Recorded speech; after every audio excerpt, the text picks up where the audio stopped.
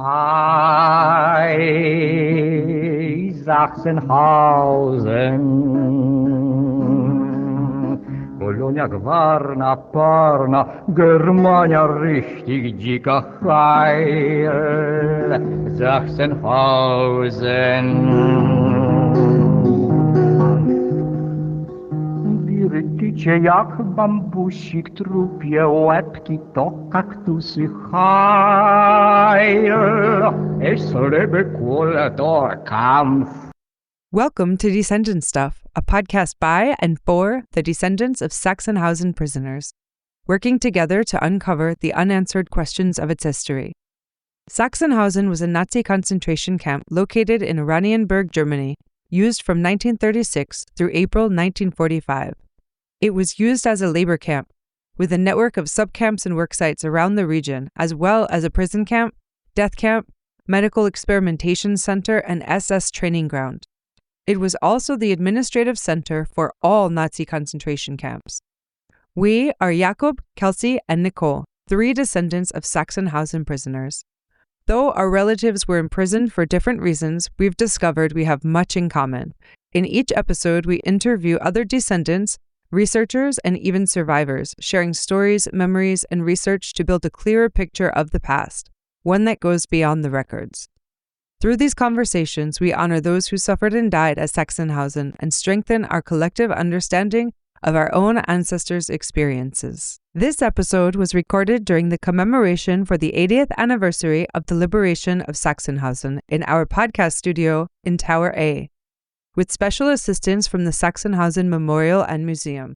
This interview is about Stanislaw Wadolowski.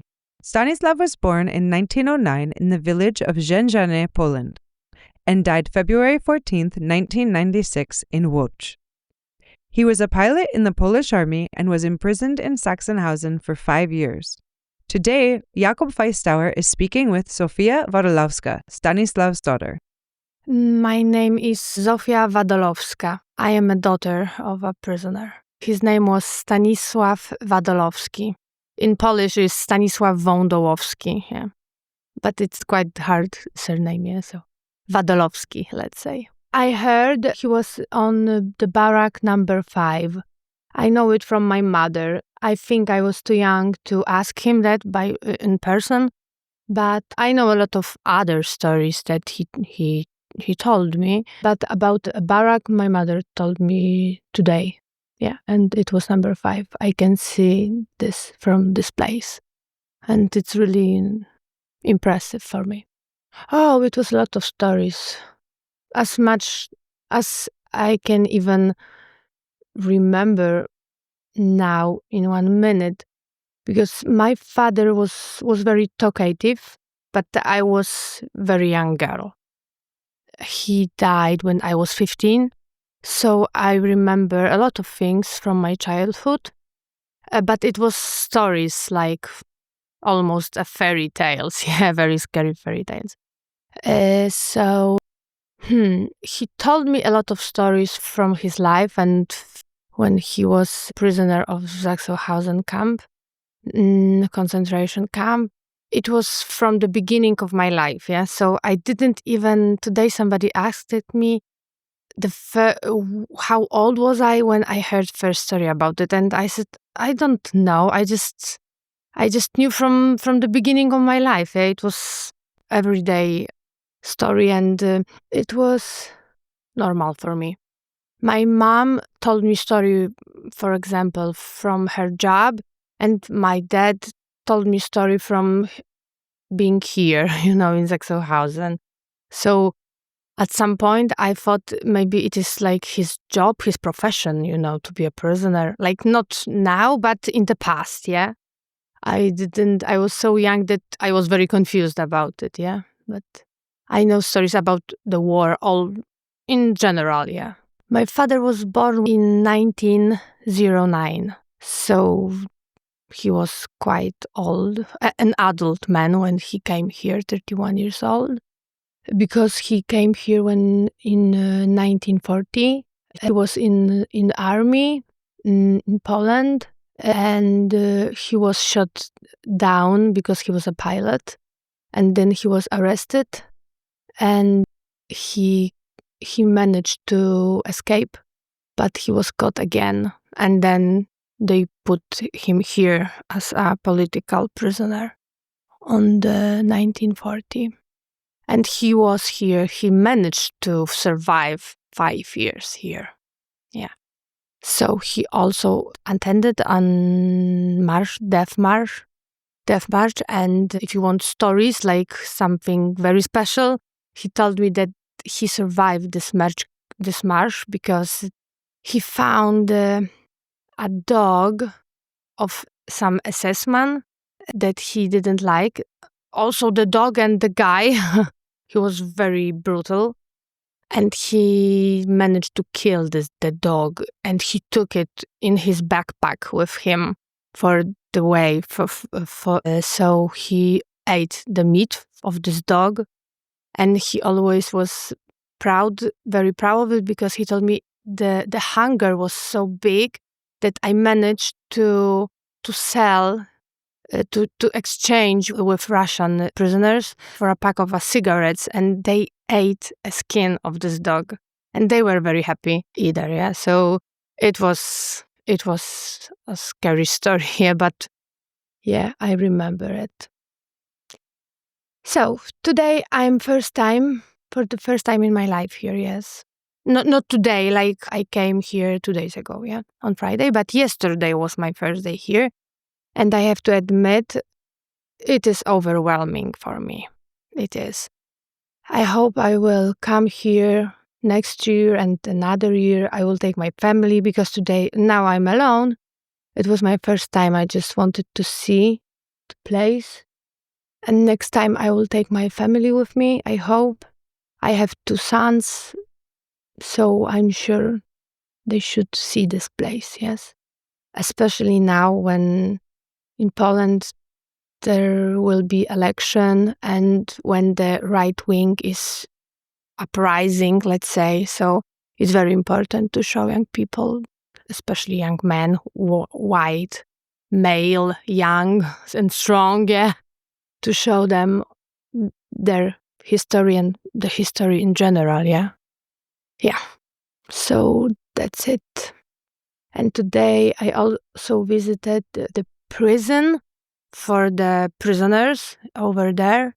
Yeah, because I have also a story. My father told me a lot of times that he was in conspiration here, because at last 2 years he worked at Bałbiuro. He was doing a measuring, like the ground measuring, yeah, because before the war he studied it in university, so they needed his skills, let's say, in some moment. So last 2 years he managed to work the Bałbiuro, and he could leave the camp. So he could leave the camp and come back, and all the way. So he took the informations from outside, and he works with anti-Nazist people here inside and the conspiration. So he could exchange the information before inside and outside the camp. He also brings some food from outside, from prisoners here inside, So anyway, he was caught. Like they suspected him to work in this conspiration, and he was in prison for a few days, and they tried to find some details about his work, but they couldn't. But just in case, they put on him 25 sticks. I heard sticks was very popular here, let's say. But he also was hung on by his hands back there, like this. And he hung like this for an hour. And when he was here last time, 30 years ago, it was on the 50th anniversary. So it was 30 years ago, in 1995, he managed to find the hook And he made a photo of it. And today morning, I found this place and I made the same photo as he did, 30 years ago. Yeah, so it was special moment for me, yeah. And because I heard stories and I heard about this hook all my life, yeah. But he was disabled after this, like for his life, yeah. He couldn't ride because his hands were, pull off from the arms and yeah. But it's great that I'm here. I really needed this, yeah. It's a pity that I couldn't come here with him, but it was obviously too early for me, yeah. Like I told you, I was 15 when he passed away. Also, there was a period of the time that they took him from this camp and they took him to the Grossrosen, is in Polish. This is also concentration camp. And he spent there 64 days. He was on the first trip, let's say, of the prisoners who built the camp there.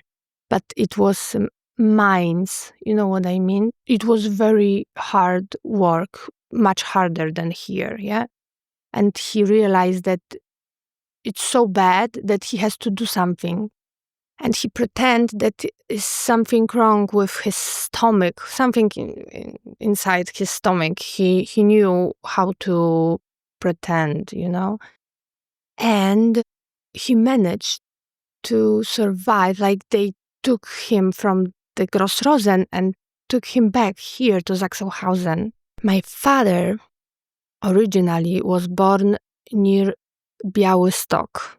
It is on the east side of Poland. But then he studied on Warsaw. And he already had his family. He had his son and his wife. And they live in Piotrków Trybunalski. It is in the middle of Poland, let's say. And from Piotrków Trybunalski, he was first, he went to the army when the war began, and then to Sachsenhausen. After the war, he stayed in Łódź, where I was born. Łódź, it's lots. First of all, I have to confront my imagination and the reality that I see here, I think I have to digest, I can say, next few days, and maybe weeks, maybe months, what I discovered, what I saw, everything here. Definitely, I would like to also get some data, informations about my father, because I never tried to find anything beside that what I have, what the memories. I did some requests, but, it was very unusual situation because I realized that I want to be here 1 week ago, last Saturday. Yeah. So, and I just write here to some, just to whom it might concern, here.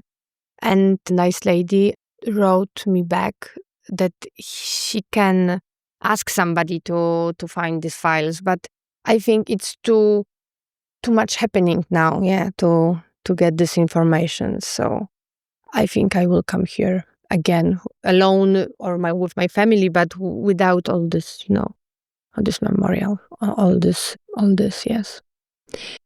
Yeah, and I'm very happy that you do this podcast. It's something, and it's great because you know what? I started to read a book because I felt something like I was I can say a little bit traumatized, because I am the daughter of my father. And when I was a child and he getting older and older, and at the end, almost every night, he was shouting very loud. And for me, it was so overwhelming. I really was afraid of this sound. It was like roaring of a bear or something like this. Yeah, I never heard sound like this ever again and before. It was so scary and so powerful. that, it's still in me all the time. I started to thinking lately that maybe there are other families who I can talk with, and exchange our experience, or maybe something is wrong with me that, it is so big for me. Yeah? Maybe I'm too fragile, or I don't know, like something is wrong with me. Yeah, and I started to read a book, mostly the daughter of women from Ravensbrück.